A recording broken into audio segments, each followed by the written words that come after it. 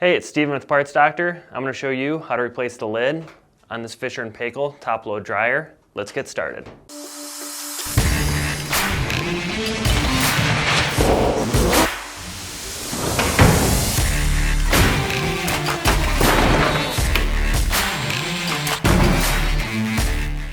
The most common reason people replace the lid is it's either cracked, broken, or missing. Also, if the lid strike is broken, the dryer won't operate. With the lid open, grasp both sides and lift up to remove. If you have a bad lid and you need to purchase a new one, you can check out our website, partsdoctor.com. We'll leave a link in the description below.